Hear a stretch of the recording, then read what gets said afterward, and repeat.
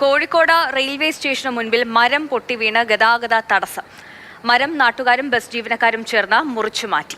അഖില SVEEP തയ്യാറാക്കിയ റിപ്പോർട്ടിലേക്ക്.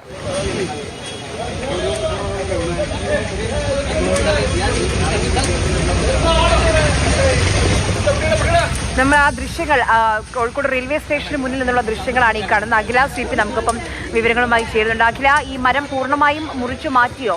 ഗതാഗതം പുനഃസ്ഥാപിച്ചോ? കോഴിക്കോട് നഗരത്തിൽ തന്നെ നഗരഹൃദയമാണ്, ഏറ്റവും കൂടുതൽ തിരക്കുള്ള ഒരു ഭാഗം കൂടിയാണിത്.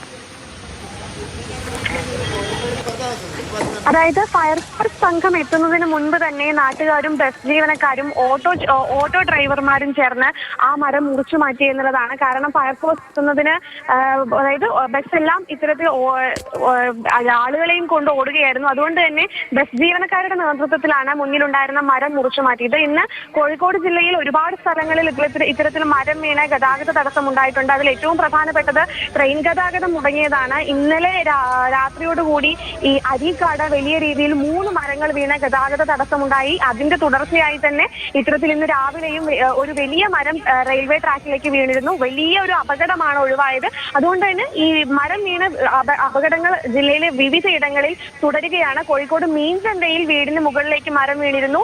OB റോഡ് സ്വദേശി ഉവൈസിന്റെ വീടിന് മുകളിലേക്കാണ് മരം വീണത്. ഇന്നലെ രാത്രിയാണ് അപകടം ഉണ്ടാകുന്നത്. പ്രധാനമായും പറയേണ്ട മറ്റൊരു കാര്യം എന്ന് പറയുന്നത്, കോഴിക്കോട് ഇപ്പോഴും ശക്തമായ മഴയും കാറ്റും തുടരുകയാണ്.